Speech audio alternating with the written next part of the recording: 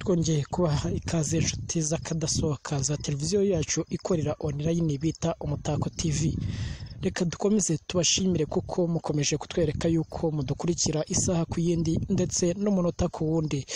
Bityo rero inshuti, wowe utarakanda subscribe nukuri waracitswe kabisa. Kurikirana ahantu handitse subscribe uhakande, naho ngaho munsi iyo nkuru urimo kureba handitse mu ibara ritukura, nuhakanda hagahindura ibara urabutanze umusanzu ukomeye cyane.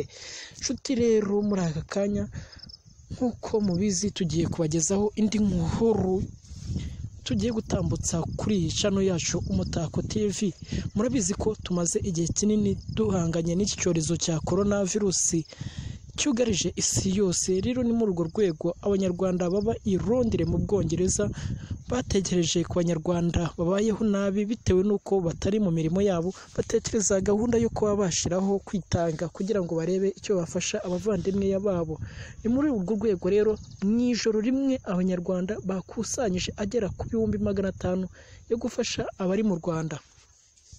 Abanyarwanda baba mu gihugu cy'Ubwongereza batangiye gukusanya inkunga yo gufasha bene wabo b'abanyarwanda bari mu bihe bibi muri iki gihe isi ihanganye n'icyorezo cya coronavirus, aho mu ijoro rimwe bakusanyije agera ku 500 nyuma y'umuhamagaro w'ishyirahamwe Umuco Foundation rifite icyicaro muri iki gihugu ryabasabye gutanga inkunga yo kugoboka abari mu Rwanda babuze aho bakura amaramuko.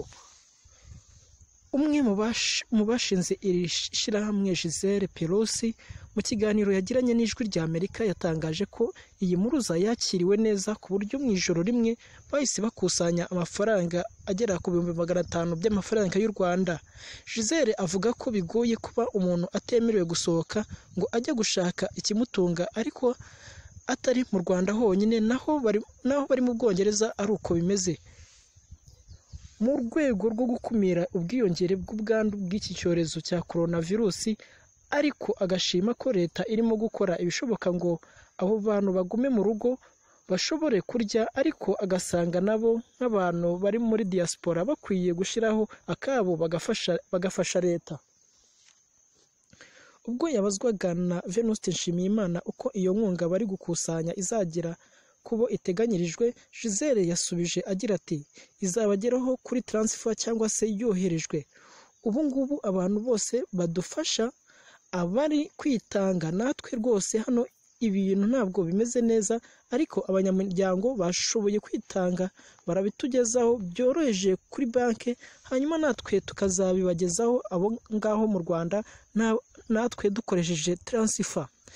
Yavuze ko bazakoresha uburyo bwo kohereza amafaranga cyangwa se money transfer mu ndimi z'amahanga, ku buryo amafaranga azajya ahita ajya kuri telefone ngendanwa y'umuntu, kandi bakaba bafite umwe mu banyamuryango uri mu Rwanda, Alphonsine Mukayiranga, uzabibafashamo ari we uzohererezwa ayo mafaranga akayageza ku bandi.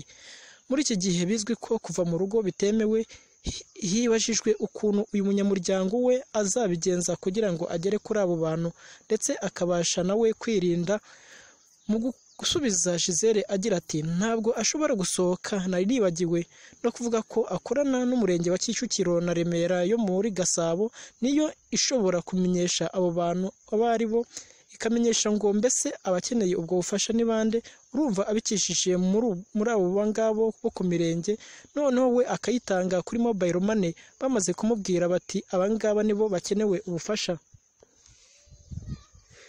Kubijyanye n'ikimutera uwo mutima wo gufasha, Gisele yagize ati bwa mbere na mbere ndi umubyeyi, ubwa kabiri ndi umunyarwandakazi. Mu muco wacu iyo abantu bababaye ni ukubegera, umuco wacu ni umuco wo gusangira. Umuco Foundation ni umuryango washinzwe n'abanyarwandakazi Gisele Pelosi na Pascaline Nzigama Basabo. Ku rubuga rwabo bisobanura nk'abavukiye mu Rwanda ariko kuri ubu baba i Londres mu Bwongereza, ariko bafite urukundo igihugu bavukiyemo kandi bakomeje kuvugana n'imiryango n'inshuti basize. Intego yabo ngo ni ukongerera ubushobozi abagore b'abanyarwanda binyuze mu mishinga itandukanye igaragara kuri urubuga rwabo. Iki rero ni igikorwa cyiza cyo gushimirwa kuri abo banyarwanda baba hanze y'igihugu, baba batekereje igihugu cyabo bakakizirikana ibihe kiri kunyuramo bagafata icyemezo cyo gutanga umusanzu wabo. Ndetse usibye n'abari hanze no mu gihugu, hakaba hari abantu ku giti cyabo, ibigo n'amatorero batangiye gufasha abababaye kurusha abandi mu buryo butandukanye, ndetse n'abandi bafite ubushobozi bakaba bakwiye gufatiraho urugero. Nshuti rero bakunzi ba televiziyo yacu, turabashima yuko mukomeje kubana natwe. Nawe niba ufite umutima witanga, gerageza wifashanye n'abo ngabo kugira ngo mukomeze mufashe abatuye igihugu cyacu. Cyawu cyawu, mugire amahoro.